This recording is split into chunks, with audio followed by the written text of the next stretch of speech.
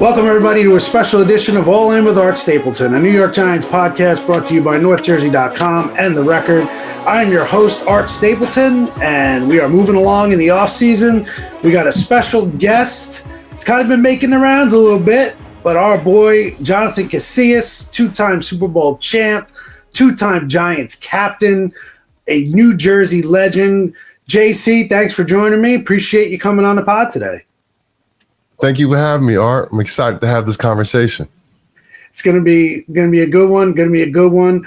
Before we get going on your career, talk Giants and everything else, I wanted to talk about your camp just a little bit to put it out the top. I never want to get to the end of the show that we're kind of rushing it. So let's talk about Forward Progress Elite Camp for you going into year 10. June 7th in New Brunswick, right? Your old stomping grounds. Tell me a little bit about the camp. And I think it's different than most camps that people hear about for kids in Jersey, New York, in this area. So talk a little bit about Forward Progress. What was it all about in the inception when you wanted to first create the camp? So Art, I know I wasn't really detailed when I gave you the information, but it's two camps, right? The first camp that we have, this is our 10th year going into the Jonathan Casillas Forward Progress Camp. And now this is the camp that, has been going on since 2013. We had to take a couple years off because of COVID. But my initial thought process in starting my camp was not to have a football camp, but to have a camp through the platform of football, but to deliver a message, right? And the message was to inspire, to empower, to provide hope for kids in New Brunswick, right, where I went to high school at. As it's grown over these, 10 camps that we've had, it has evolved to being, we started with inclusion. So we always invited girls. We always invited kids with special needs, self-contained class kids. It was never just for the football player, Art. It was never a football camp, right? When we start the camp day, I literally tell the kids when we sit in the auditorium, I said, this is not a football camp. And Art, some of the kids, they like, what? What do you mean? Like, what did I sign up for? And I tell them this is a leadership camp. When the kids come in, we hook them up with free shirts, free shorts, free backpack. Last year, we had a beautiful duffel bag provided by Wooter Apparel. They're going to be our sponsor for our elite camp. I'll get to that in a second. And the kids come in, they get taken care of, and we put them in classrooms for the first 2 hours of camp. We've evolved to having 4 life skills to now we have 8 life skills classes. So when the kids come in, we always have a nice, influential keynote speaker in the morning, and then we send them to classes for 2 hours, and these classes are life skills classes, transferable life skills. Some of them have to do with football, some of them don't. For example, the classes that we've had, and we've been doing it for a long time now, and some of these pieces are like our resident instructors. So the New Brunswick Fire Department, they come in and they instruct the class. The New Brunswick Police Department comes in and they have a class about police engagement, police interaction. New Brunswick High School has police inside the school. So it's kind of like the behavioral things and the interaction things that can and can't do's, things that should and shouldn't happen with police interaction, and also like behavior modification. And then our resident teacher coach, Jonathan Vilma, Super Bowl champion, Defensive Rookie of the Year back in 2004, I think, for the Jets. He teaches our public speaking course, right? We have an alumni that went to my high school named Tierra Howard that is excelling in the fitness aspect on social media. She comes in and teaches our social media class, the do's and don'ts of social media. So we've expanded to really kind of figure out what these kids need. And we've been trying to get them in the classroom so they can learn about things that maybe their schools don't have time to really incorporate into their curriculum, right? So we have been hitting it out the park with that. And this is 10 years we've been doing that. Like I said, the kids get free shirts, shorts, and backpacks. And then we feed them all day long. So free breakfast, free lunch. We always have a nice sponsor to cover the post-camp dinner. And then the camp is football skills, 40-yard dash, short shuttle, position work, 7-on-7, one-on-ones. But this is the inclusive camp where we invite fifth graders all the way to 12th graders, regardless of sport, regardless of demographic, regardless of body position, regardless of interest in football. It's an open camp because we want to deliver a message.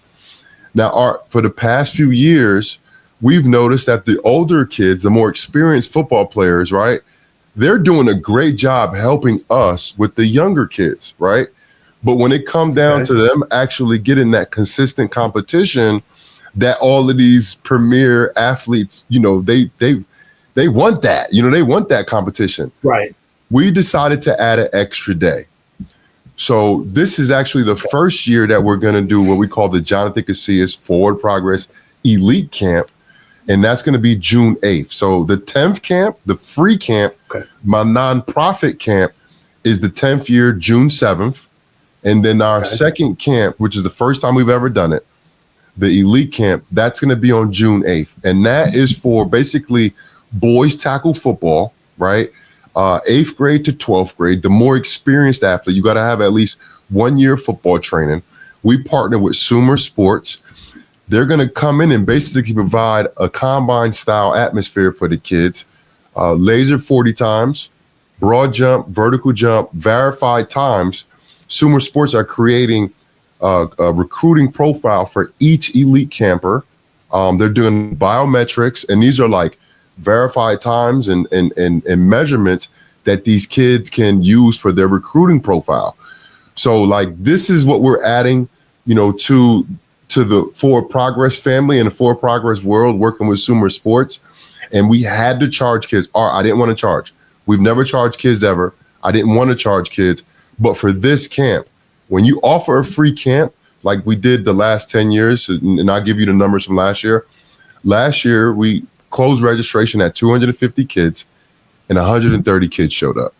Now, I've been around the world and been around the block to know that when you offer something free, people don't really feel responsible to like show up all the time, right? So we had to make the kids pay just because what we're offering to them, I mean, it's worth thousands of dollars, like what we're offering to them. But more importantly, we want to make sure that we're servicing the kids that register and we're not leaving anybody out like we did last year. I felt bad because 20, 30 kids I literally turned down in the last week of leading up to the camp. Because we had a lot of kids registered. So we just didn't want to, have that issue anymore. But what we're offering to kids both days, I mean, we're literally giving a free camp worth hundreds of dollars. And now we're giving a $50 combine style camp to give these kids profiles. We're gonna have a scout there. We're gonna pick about 7 to 10 kids that we're gonna literally focus on, that we're gonna have full player evals on. So not just like the numbers, but like how Mel Kiper and everybody has like a draft grade like breakdown. We're going to do that for a special group of kids. They don't have to pay any extra. We're just going to go and kind of pick them with the grades and community service and what type of student athlete they are, not just athlete. So we can go ahead and highlight them and give them a full rundown with the former scout from the NFL named Tom Frawley. So I'm sorry I'm long-winded with it, but that's no worries. My camp in a nutshell. We still are offering on the Elite Day. We still are offering the life skills classes. We had to reduce it down because of the combine. But what we have introduced this year was the chalk talk sessions, right? Like real football chalk talk, real like studying film and kind of showing these guys like the what you're looking for, what you're supposed to be looking at, how to study film, going over like certain common scenarios on defense and offense, and that stuff that we've never really had a chance to get into because of the range of demographic that we've had for 10 years. So I'm excited about it. You can go on the forwardprogresscamp.com website, and as soon as you log on to it, registration pops up, and you could register for either camp through my website. Very cool. How long between now and the camp? When will you close registration? I think we got probably another week. Our numbers are a little bit lower this year because of now we're charging. And Right. Kids are trying to figure out, like, I never paid for camp, and I'm trying to let them know this is different. So we probably keep it open for another week. And, kids need to get on it, because what we're offering, I've been to other camps. Nobody's doing this. The best football players in America, the best NFL players ever, like I never heard of them doing this. And I've been to dozens of camps, and they might hit on, somebody coming in and speaking to them, but we literally have a curriculum for these kids to come in and get the classwork portion of it and not just the field work.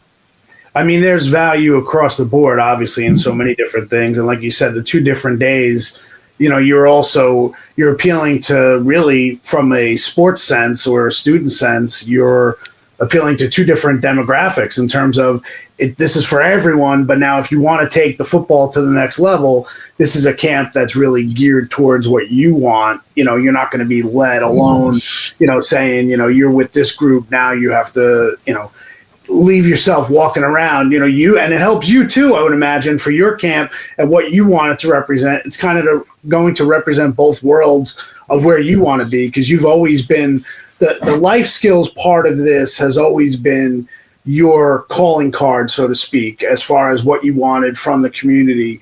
And I knew that from back when I covered you when you were here, as a captain for the Giants. That was important to you. And it was almost like, but this isn't a football camp. Now you have both, and I think, look, let's be honest. You're a father. I'm a father. There are camps out there, $250 just so you can get a picture with the star athlete at the end of the camp. And it's really just running around. This is a lot more than that. So I think, that's why it's important.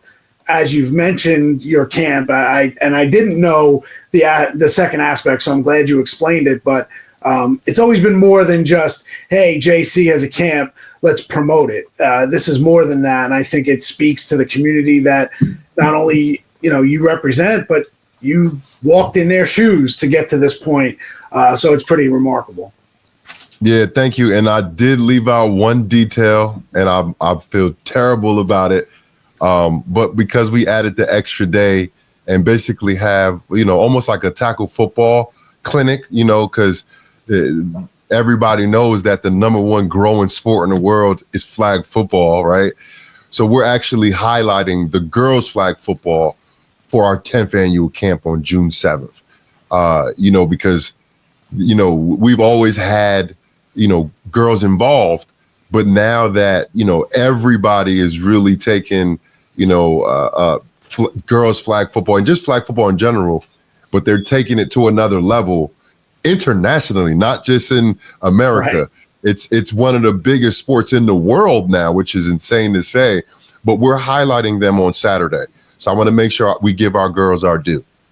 Very cool. Very cool. And you say worldwide, I mean, 2028. In the Olympics.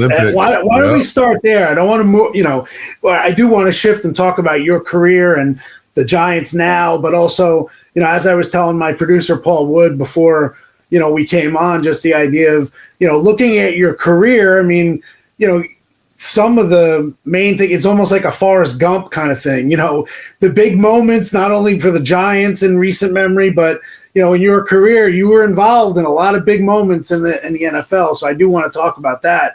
But what do you think of this idea that now NFL players, current NFL players, will be allowed to be, basically try out for the Olympics and in 2028? What do you think about that? Right smack dab in the middle of training camp. You're a guy who's won 2 Super Bowls. You know what it's like to build a team. What were you thinking when you heard that, and what do you think of that whole possibility that the NFL can now be involved with the Olympics, basically overlapping training camp? Well, the timing is not the greatest, right? That's a rough time to be away from your actual organization that you play for, that you're contracted for, right? That's a rough time. But besides the timing of when it happening during the NFL season, I mean, I think it's an amazing opportunity. I think, expanding, American football, which is, it's like taking a lot of aspects of American football, but the violence out of American football, the injury out of American football that, a lot of people are very weary of, and rightfully so, and it's being able to show, the world how beautiful the game is. I feel like you have to include some NFL players in there. It's some of the greatest athletes, not just football players, some of the greatest athletes we've ever seen. Nothing against the track guys or the NBA guys, but they play football, the greatest athletes in the world. They play those defensive ends, right? Those cornerbacks, those wide receivers like DK Metcalf, he's one of the greatest athletes in the world. Cheetah, the defensive, all the defensive ends, like the pass rushers, the stand-up pass rushers, like the Giants getting Abdul Carter. He's one of the greatest athletes in America. And for me, you have to have some of those guys out there, to represent USA for flag football. It's a little different, of course. The rules are a little different, but it's basically, a microcosm of how beautiful the game is. And you can still get all of that stuff without having the injury aspect of it. So I like it. I appreciate it. Tackle football, American football has been growing. And now you have flag football, which is literally an international game now. So you mentioned Abdul Carter. Let's jump into, the Giants and, this rookie class. And, you've been firsthand. You're there. You're, following this team. You were out at rookie minicamp, saw you there. What's your take on where the Giants are? Because I remember last year, and you and I had conversations in terms of, where they were. There was a lot of uncertainty as to where this team was going to go into the offseason. Kind of a global view for you, someone who's played in this league and has seen the ups and downs of what the NFL can be firsthand. What is your feeling now, since you've spent a little time over there at 1925 Giants Drive, as far as where the Giants are today and where they're headed going into this season? Well, I love what they did during the offseason. At first I was a little taken aback with the quarterback room, right? I think everybody was kind of like, okay, Russell Wilson. No, I did Jameis and then Russell, and it was like, right. Oh, all right. We were kind of trying to figure out, because that's two big moves, before the draft, because, I think everybody thought going into this draft, offseason and I thought they would add one veteran quarterback and then draft a quarterback. I think everybody kind of had that idea, right, Art?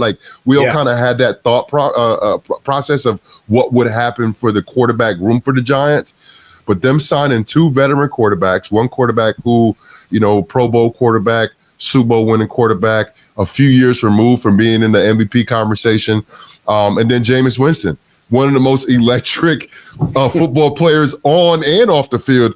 We're going to have some fun with him this year with the media, with him. So bringing in a galvanizing guy like that, both of those guys, unquestionable leaders, to shore up the leadership and the play at the quarterback position, which is, I don't think you question the leadership from Daniel Jones over his tenure, but the inconsistency at quarterback play, not just when he was healthy, but because he wasn't as healthy as, we all wanted him to be. He had a lot of injuries throughout his whole career, and that forced the Giants to be very inconsistent with the quarterback play, playing four quarterbacks last year, and there's no secret out there. The Giants had a second-ranked offense in the NFL, only scoring 16 points a game. So I think the number one thing that, that the Giants needed to figure out was the quarterback position.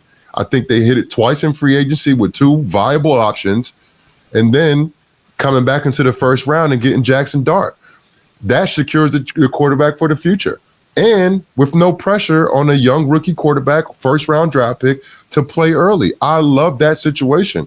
So for me, my concern was always the offense. And statistically wise, you have to be concerned. 16 points a game is, you're not beating too many teams, and that's what the Giants have been. Last year and then the year before, they were actually a little bit better the year before.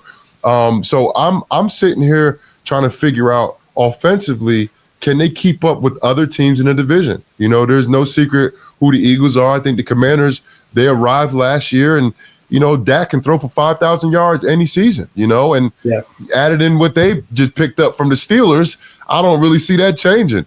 So the Giants have to be able to produce offensively like we really haven't seen to be able to keep up in their own division. And now on the other side of the ball, which is why I saved the best for last, because I think what they've done in the draft and free agency and the pieces that they've kept, they're setting up to be that, you know, I can't compare them to the Super Bowl teams because I don't want to disrespect them. But like when you look at the Super Bowl teams of past, they're led by their defense. And I'm talking about all 4 of those Super Bowls. Every Super Bowl had, you know, Hall of Fame type players on every single Super Bowl on the defensive side of the ball. And it wasn't just one pass rusher. It was multiple pass rushers that caused havoc on the last 2 Super Bowls, the GOAT, right? Why did the Giants beat the Patriots in the Super Bowl the last 2 times? Was because of the defense. Yes, you had great catches and great throws by Eli Manning, but let's be real about this. Tom Brady is the GOAT. He didn't look like the GOAT in those games because they had multiple guys going after him consistently, and it frustrated the guy that we know unanimously is the best player for football. They took him down twice because of the defense. And I think that the Giants, culturally wise, that's what they need to rely on. They need to rely on a dominant defense. And that will be able to create, I think, some momentum for the offense that's trying to figure out their identity with the defense that's dominant, and also with some of those cogs from defense and offense being valuable contributors on special teams as well. I want to get back to the to the quarterback room a little later, but let's talk defense since you went there, and that's your bread and butter. You were there, and I mentioned a couple weeks ago, people start bringing up Shane Bowen, and I've seen, you've kind of made the rounds a little bit on a couple podcasts this week, which I think is great to get your voice here because you are a very good presence out there. And for only spending 3 years with the Giants, you've certainly become a Giants presence here. But people forget, and I brought this up and I kind of got ripped by some fans, and people forget that your first year here, 2015, that it was Spags' return as the defensive coordinator. And people talked about Shane Bowen last year and said to me, yeah, but Shane Bowen is a terrible defensive coordinator. He doesn't know what he's doing. Look at last year. Now, I go back to 2015. Now, you can speak to this. The transition from 15 to 16, and if you look at the talent that you had on paper in 15, when you guys, I believe, were 30th in the league in points allowed, and yards allowed, yards per game, you were dead last. Spags, who we know, I think is a Hall of Famer as a defensive coordinator with what he did with the Giants and then obviously what he did in Kansas City and continues to do in Kansas City. But that 2015, there were a lot of people who talked about how, Spags lost it, he doesn't have it anymore. And then they go and they pump the money into the defense for 2016. And you came back as a captain the following year. And obviously that year, McAdoo's first year, you guys make it to the playoffs. No need to rehash Green Bay and what happened. But take me inside the locker room, inside the team. When we talk defensive coordinators, to me, a line from Joe Shane that they showed on Giants Life a couple weeks ago, he said, you know what makes great coaches? Great players. Yeah. And I want you to explain to people how Steve Spagnuolo got his fastball back, but it also had a lot to do with the players that you were surrounded by in 16 versus 15. And it's not that you didn't have good players on the team, but it was a world of difference. And I think that could be where the Giants take that big step, because it's going to be a big difference between what they had last year versus what they have defensively, at least on paper this year.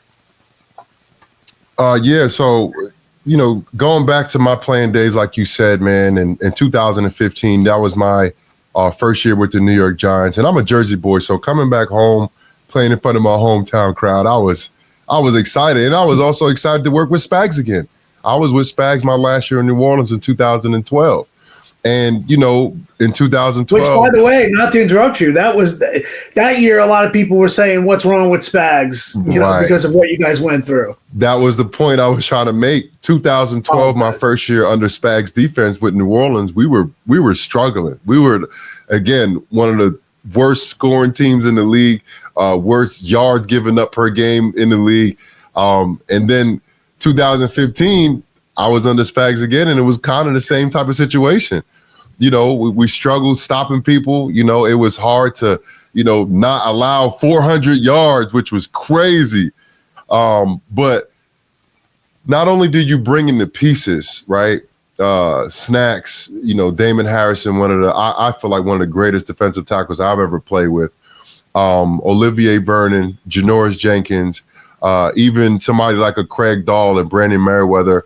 Like having those veteran guys, those role players, those special teams guys coming in the locker room, of course you add talent, but in the second year under somebody's defense or offense, and we're going defense here, you're adding experience, right? Not just to the guys that you're bringing in and the leaders that you're bringing in and the dogs that you're bringing in, but you're adding experience to the group that you already have, right? And think about this, right, Art?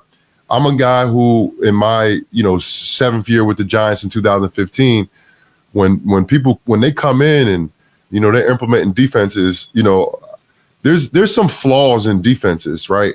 Because there's always plays on offense that can exploit defenses, right? And vice versa, right? There's plays on defense that could exploit some plays on offense, right? So I'm the person that, hey, coach, on cover 3, don't you see this being an issue?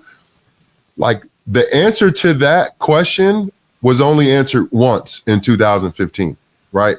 But there's other questions out there that weren't even asked, right? So there were nuances in this defense that people didn't even know the answers to, right? Mm-hmm. And when you get the first year you're on a defense, you're only getting it twice before you got to go live with it, right? You get it during OTAs, you get it during training camp, and then the season starts, right? And it's almost impossible to go through every single scenario for every single coverage, for every single call on defense against every single formation and every single play on offense. And that's the thing. There are plays out there on offense that exploit defensive plays, right? Sometimes the first time you see them is live action in a game, right? It's very hard to master a defense, only seen it a couple times. So now you take Shane Bowen into his second year. You got the guy seeing it last OTA sessions, last training camp, the whole entirety season of 2024, this OTA session, this training camp, and then the start of the season. So, of course, there are new guys here, rookies and new guys being brought in. But those questions that will be asked by those new guys and those rookies, they can be answered by not just one person, which is Shane Bowen, who knows the defense, but from the entirety of the defense, from the assistant coaches, because some of these assistant coaches, they're learning defense for the first time too. So not just the talent and what's it like on paper, but then also the guys mentally being more up to speed on the nuances of every single defense, right? Coach Spags' cover 3 is not the same cover 3 that Shane Bowen runs. And yes, they're both the same coverage, but there's nuances about these defenses, and that's what makes these defensive coordinators different, right? Because they run their cover 4s different. They run their cover 2s, but maybe in inversion, right? We ran this defense on Greg Williams. It was called Tarantula 2, where our safety was on the line of scrimmage.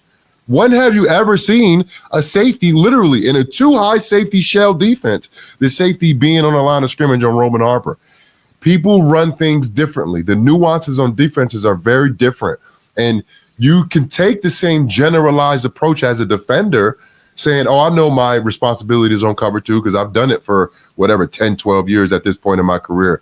But there's little nuances when you get to the red zone that I know Spag used to implement, a red cover 2, a red cover 4, a red cover 6 that changed basically everybody's responsibilities. So being in the second year with the talent that the Giants have this year, I think they're setting themselves up to be a very good contender on the defensive side of the ball, possibly a dominant defense that with the struggling or offense that's really trying to find its way can really help bring them along. Tell me, you mentioned Abdul Carter earlier, and I think what's funny is that there's so much attention to Jackson Dart, and rightfully so. He's they will hope he's the franchise quarterback. That's why he's here, and we're not sure if he's going to play in September, October, November, maybe even next year, if depending on how Jameis Winston plays behind Russell Wilson and how Russell plays. But for Abdul Carter, I almost feel like his impact or potential impact and how good of a player he has the potential of being has kind of been undersold over the first 3-4 weeks of the offseason, with the rookies now meshing with the veterans. What do you see in Abdul Carter? And for a guy who's played in the middle of defenses, you've been on the outside in defenses, can a guy like this play that role of, well, he's an edge guy or he's an off-ball linebacker guy? What do you see from Abdul Carter? What excites you most about him as a player? Well, I think what he's best at, he's inexperienced at, right? He's a great pass rusher, right? Everybody talked about the array of moves that he's displayed through his first year of being an on-the-ball pass rusher, right? He played for Penn State the years prior as an off-the-ball linebacker and had a great amount of success at that. But then they moved him to on the ball, and now he looks different than anybody else in the draft. He's only had 1 year experience there. So for me, the potential as a pass rusher is through the roof. And I think you couple that with Brian Burns, Kayvon Thibodeau, and I'm so glad. I know speculation was what we're going to do with Kayvon Thibodeau. And for me, it's like, why would you do anything with Kayvon Thibodeau? Exactly. Why would you keep him there? Like, think about the Giants, Super Bowl teams. And I just talked about it, right? You got O.C. Amanyura, Justin Tuck, JPP, Michael Strahan. Like, you got literally 4 different edge rushers, right? Like, these are edge rushers, all of them, whatever you want to call them, stand-up linebackers, defensive ends, or whatever. They're edge rushers, right? You couple those 2 guys, Brian Burns, Kayvon Thibodeau, Abdul Carter, with one of the greatest players we've ever seen play the nose tackle position, Darius Alexander. Like, the Giants now have a rotating, defensive line set of guys that can just get after the passer. I love the aspect of different pass rushers, not just 2 dominant guys that play 90% of the snaps. I hate to say the name, but I love what the Eagles have done on the defensive side of the ball, especially in the defensive line. A few years ago, they had multiple guys, I think 3 guys with over 10 sacks.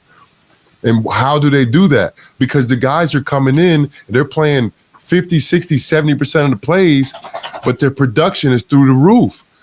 I think don't give Abdul Carter too much early. Can he evolve to being an off-the-ball and on-the-ball linebacker pass rusher? I think so. But as a rookie, you don't want to overwhelm him early. I think you allow him to be a situational pass rusher. Kayvon Thibodeau has proved that he can play 90% of the snaps. I think you take that number down for Kayvon, the percent being played, and I think his production goes up. Yeah. I think you do the same thing with Brian Burns, right? Brian Burns he proved to me he was one of the most mentally and physically tough guys I've seen. Through injury all year. I watched him go down several times in games. Like, oh man, Burns is down, and he comes back in, and he doesn't miss the game the next week. Like that guy is showing me some toughness, and other guys see that. Other guys see the physical toughness, the mental toughness. Dexter Lawrence, one of the most dominant players we've seen for the Giants in a very long time, having other pieces around him and making sure that he's not playing more snaps than he should be playing, making sure he's able to produce at the high rate that you want him to produce at. I think having a stable of guys on the defensive line, whether it's interior or outside pass rushers, I think is going to be great for the Giants' success. And I think if you throw more guys at it, I think you'll be able to really get the most out of Shane Bowen's defense. Tell me a little bit. I think one of the players on the defensive side of the ball, really on the whole team, who could end up being a huge key, and He was outstanding 2 years ago, and I talked about him as the best free agent signing, no disrespect, JC, since Antrel Roll, and that's Bobby Okereke. And then last year, Bobby didn't have a good season. The defense wasn't good, and you can place blame wherever you want in terms of the system and, everything around him didn't play well. And then Bobby ended up getting hurt late in the year. For somebody who's a linebacker who knows what it's like to be in that middle of that defense and multiple defenses and how everything kind of comes together, when you look at Bobby and what Bobby has done 2 years ago, he was an elite player, to last year, struggles across the board. Can everything that we've talked about the edge and the front and even the pieces they've added on the back, what does that do for a guy like Bobby Okereke in the middle of this defense? And, do we see the Bobby Okereke from 2 years ago where he was an elite player for this defense versus last year where they struggled really front to back for the most of the season, and he was in the middle of that? So this is the thing. Wink Martindale's defense is different than Shane Bowen's defense. Right. So even if he plays at an elite level, which I feel like he didn't play at last year, which he did play in the year before, I don't know if his numbers will be similar because of the structure of the defense. It looks like Shane Bowen's defense is a little bit more advantageous for a will linebacker, Micah McFadden, to have more production in terms of tackles. Like there were games, right, back in the day. It depends on, what team I was on. I would grade out at like 95%, meaning I made no mistakes and I would have 2 or 3 tackles, right? There are defenses that if you grade out at 95% at the middle linebacker position, you're going to have 14 tackles, right? And of course, in game flow and play calling and stuff on offense and all of that good stuff too. But it looks like Shane Bowen's defense is really not the stat producing defense for the middle linebacker, Bobby Okereke, like Wink Martindale's defense was, right? Gotcha. And I think that would take some adjustment, not just, as X's and O's, but like mentally, for Bobby Okereke. Like, I think mentally he has to be, basically accepting like, hey, I may not be putting up 147 tackles and, 6 turnovers, a year, but you can be a solid contributor and still grade out well and have a great dominant game, but only have 4 or 5 tackles. I think that takes a little bit of an adjustment. It seems like that's what the defense is kind of, incorporating the safeties a little bit more into the run fits, with the 2 safeties being down, the will linebacker being a lot more involved in funneling plays to him, and it takes a little bit of adjustment. It takes an adjustment for anybody on the defense as a first year going into their second year. And I love Bobby Okereke. I think he's one of the better players on the team. I think he's one of the leaders on the team. And I do think he will make the adjustments to being a guy that maybe is not putting up 147 tackles a year, but he can still be the leader on the field that we've seen in the past. He can still be, a viable threat as a person that can create takeaways, because that's what he's been doing since he's been with the New York Giants. He's always been around the ball, always found a way to recover the ball, punch the ball out, put his hat on the football, get a tip pass. I expect him to do that. And with the other pieces involved, hopefully he doesn't have to have the 147 tackle or however many tackles he had his first year under Wink Martindale, and that for me, that doesn't make a linebacker dominant, the numbers. For me, the leader of a dominant defense, that's what makes a really good middle linebacker. And I agree with you. I think production is one thing, but it's also presence. Bobby had a presence 2 years ago. And last year, the presence in the middle of the defense struggled. And I do think part of that has to do with everything that's around them, the struggles they had in the secondary, the youth and experience that they had in the secondary. Maybe that bumps up a little bit. I think Javon Holland is a big get for this defense. I think he's an ascending player still. I think he could be pretty good on that back end. And then if Paulson Adebo can play well, and then Tay Banks, heard some good things so far this offseason that Tay has that chip back on his shoulder, the idea of wanting to prove that last year was not his best. So that'll be interesting. I mentioned we teased the quarterbacks. We talked about the quarterbacks. I want to know from a defensive standpoint, and you've been around some great quarterbacks. You mentioned the GOAT, Tom Brady, when you were in New England. He was there, obviously. Believe Mr. Breeze was down in New Orleans when you were there. You were here with Eli, and you've seen ups and downs. You've been in locker rooms where changes have been made, and 2017 was, I'm sure, something that you'll never forget, the day when you guys found out that Eli was going to the sideline and Gino was taking over. Yep. I could ask you a little bit about that, but overall, when you look at this quarterback room, and I know I think there's this misconception that the teams are blending during the year. I mean, defensive guys kind of stay with defensive guys. What goes on with the offense? I mean, yeah, there's meshing and you guys go through it, but locker room is kind of insulated a little bit, in terms of what's going on. But what could you imagine this quarterback room being like with a Super Bowl champion in Russ, who's trying to prove he's still got it, and he's Mr. New York now. He's everywhere. Everywhere you look, there's Russ. And Jameis, you mentioned his personality. We know he's not backing off of that personality. Then you've got Tommy, a Jersey guy, Tommy DeVito. We know what that's like being from this area. He's always going to have his fans. And now you've got a potential future franchise quarterback here in Jackson Dart, who has certainly not shied away from his personality.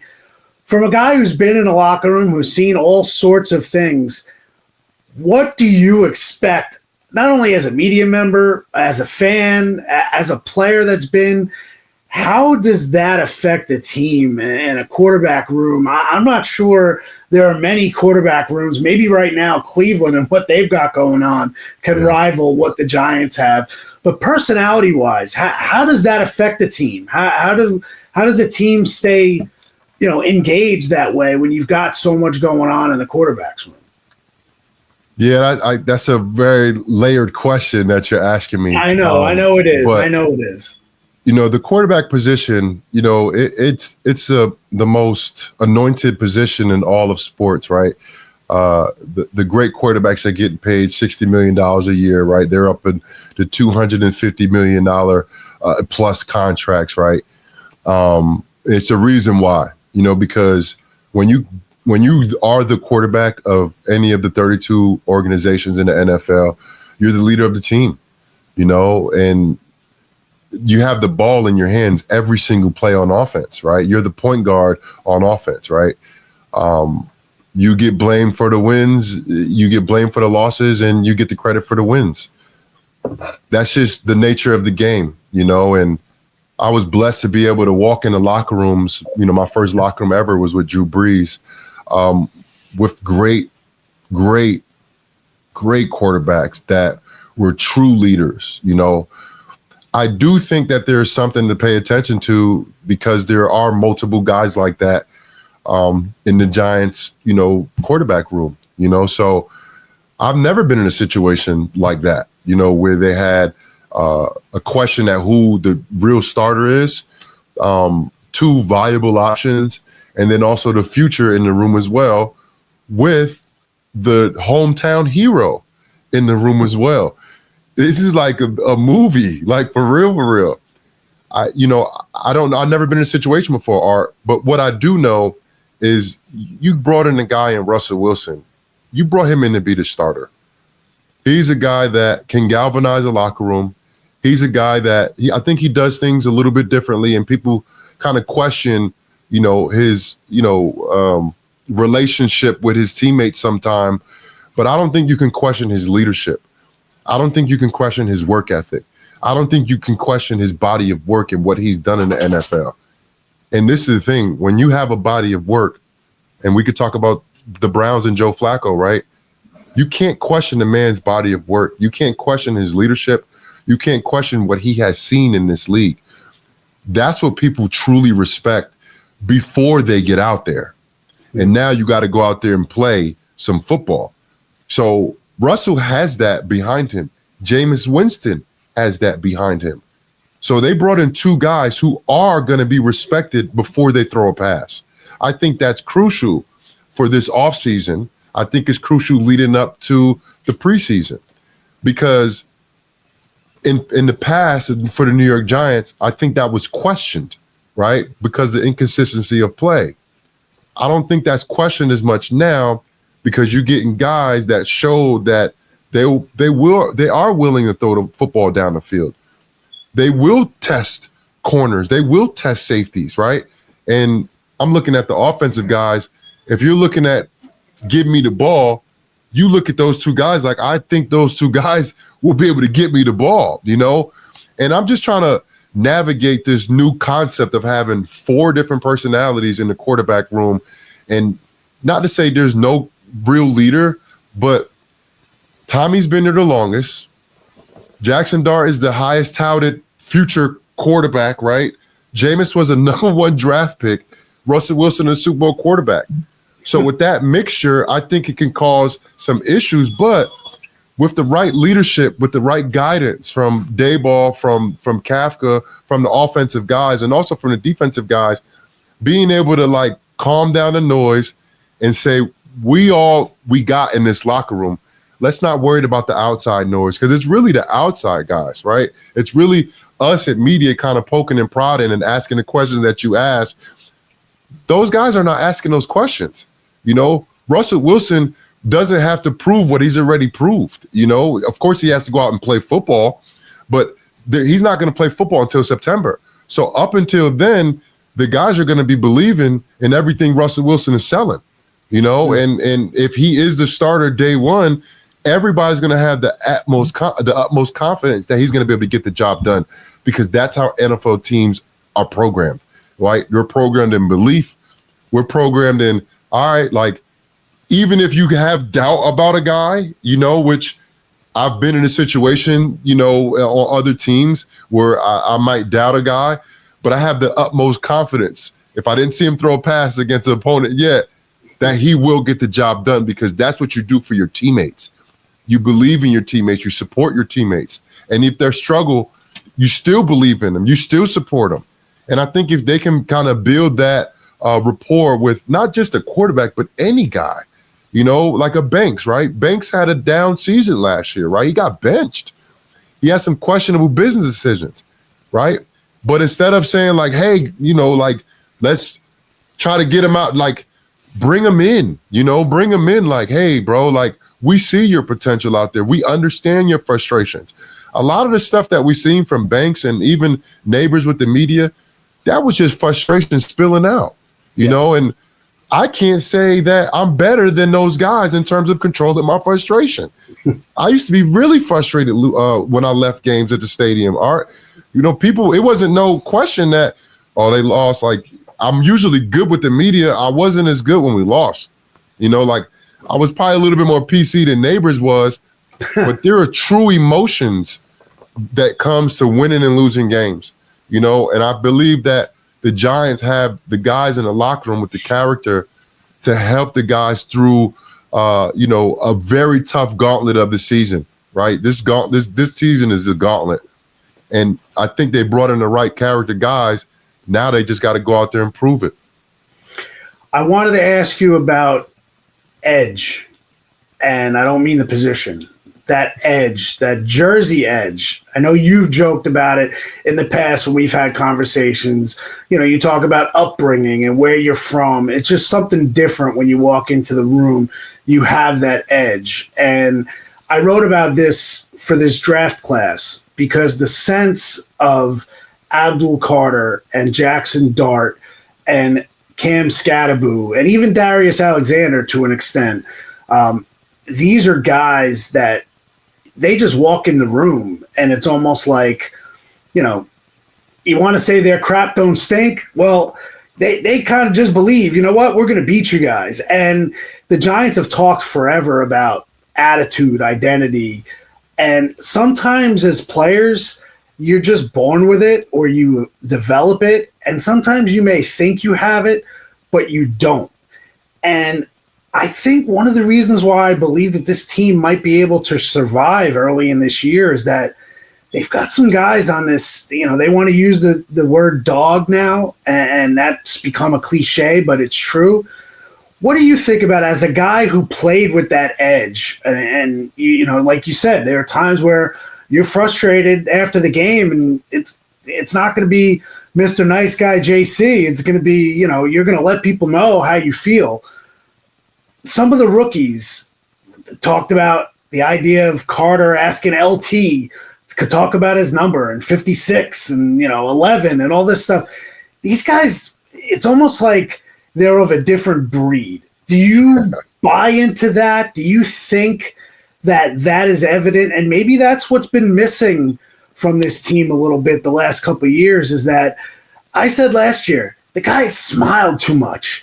You know, like, I have no doubt that Dexter Lawrence is a dog. No doubt. But Dexter is sexy Dexy, and he's happy, and he's, you know, doing his dance when things are going well. Don't mistake me for saying that he's, you know, a guy who doesn't play with edge, because he does. But I don't see Abdul Carter doing a dance. Abdul Carter strikes me as a guy who's walking on that field, and it's, yeah, all right, for the next 4 quarters, I'm taking your lunch. I'm taking your soul. That was a long-winded way of me leading that into you, but it's also my respect for you, because you always struck me as a guy who played with an edge. Yeah, and I think I kind of bring that to the broadcast part of my career right now, right? I try to keep it real, and I try to, you know, look at it from the old player lens. You know, when I say old player, you know, former player lens. You know what frustrated me last year?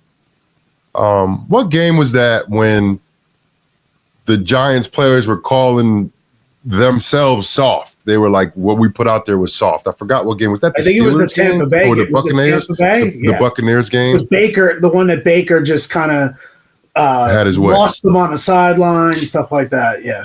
So after that game, they were, you know, basically being very critical with themselves, and I didn't have a problem with that.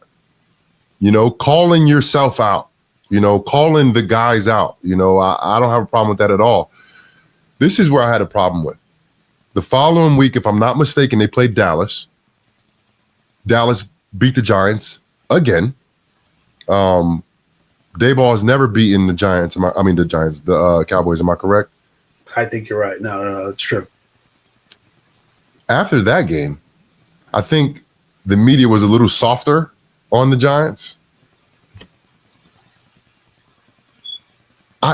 I think I even heard some of the guys said we played well. And I'm sitting here like, what? This is the Dallas Cowboys. Like, what are we talking about here? Like, why aren't you pissed off again? That's why I was like kind of taken aback. And I think everybody was maybe reeling from the media circus around the word soft that the guys were saying. The Giants players were saying that word. The outside world wasn't saying it. They were saying it about themselves, right? But for me, that was self-awareness, right? Maybe they could have used a better term, right, Art? But yeah, that was self-awareness. That was like, hey, we have an issue here. We're getting physically beat by teams, right? Following week, you play Dallas Cowboys, a team that you haven't beaten. I mean, Dex has been here, 8 years now? Going on 8 years? 9 years? Is it 8 years? No, it's Dex, 8. He was 19. 8. So he beat him once? Twice? Yes. You know what? I'm trying to remember. I don't even know if they've beaten. It ain't been more than 3 times.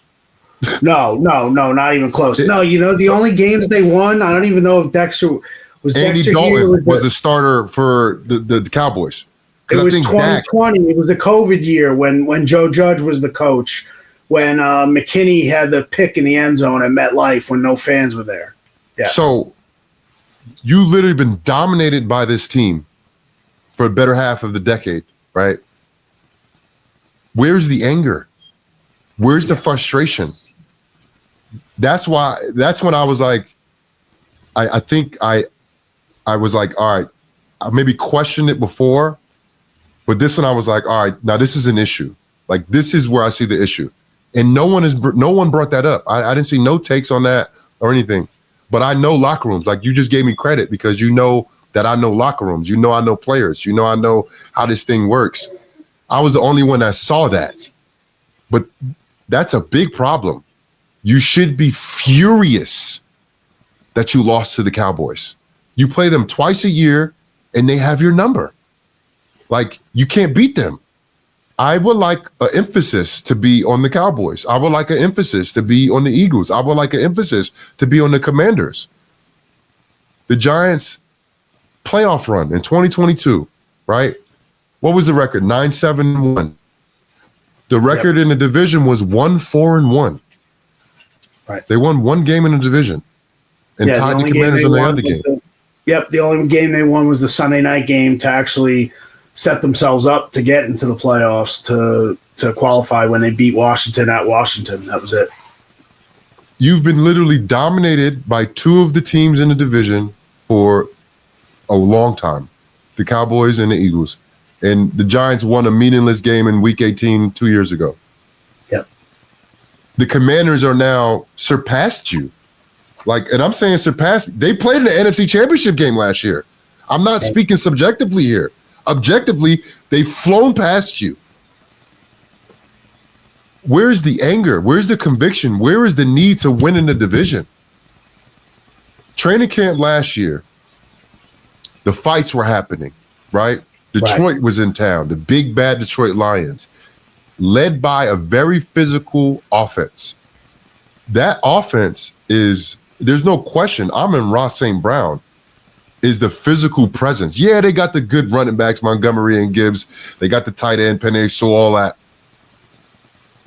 But the guy that's the fighter, the one that's going and throwing punches, is Amon-Ra St. Brown. I watched Drew Phillips fight him 3 separate times last year. You were there. You saw it, right, Art? Yeah. Drew Phillips. I give him goosebumps talking about it right now. You can't probably see my arm, but I watched a young rookie that don't know anything. Rookies don't know nothing, especially in training game. You don't know anything. I watched him, a kid that don't know anything, right? I watched him come in and understand what it takes to survive and thrive in the NFL. Because it's not about what you know, it's about how you play the game. And I watched him and I saw it over and over again. And then I saw other guys that have been here not getting involved. The new guys were getting involved.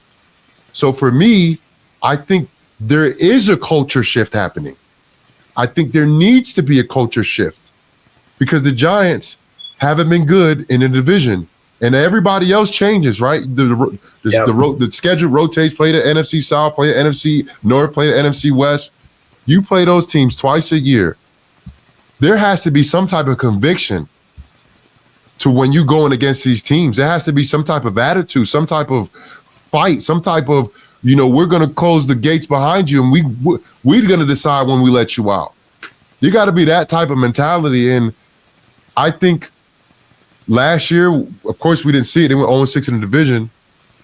Bringing in these pieces, keeping guys healthy, I think that had to do a lot with that mentality of, the leaders kind of left, and the leaders that we have, they're injured. Andrew Thomas, Dexter, Bobby Okereke, Dexter Lawrence, all of those guys went down. There was the undoubtedly the leaders on the team. It's hard to kind of be the team, the defense, led team, the hit you in the mouth physical team when the numbers don't say you are and your leaders are not there. They do have leaders on the team. I'm not saying they don't, but if you look at season's end, even Burns being out there, he was a shell of himself being so beat up. And he's a first-year guy last year, right? So I'm putting a lot on the leadership for the Giants. They have it. They're very capable. But they need to have a different mindset when it comes to the division. And this season is slated to open up and say, what are you about? You got the Commanders on the road. Right. You got the Cowboys on the road to start the season.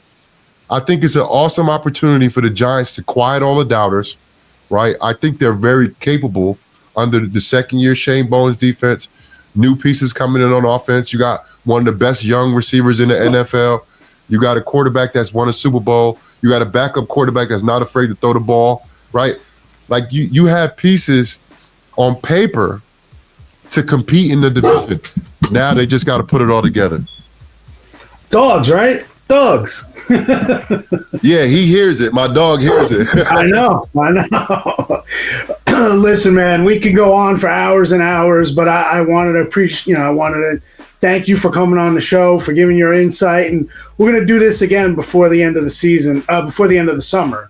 Get your preview. I was about to say, don't make me wait to the end of the season, Art. No. I meant to say the end of the off season. So it's training camp. We'll come back on, but best of luck with the camps. Why don't you give the site one more time before we get out of here? Yeah, so the 10th annual Jonathan Casillas Forward Progress Camp will be on June 7th. The first annual Elite Camp will be on June 8th. And you can register for both camps on the forwardprogresscamp.com website. Awesome. Two-time Super Bowl champ.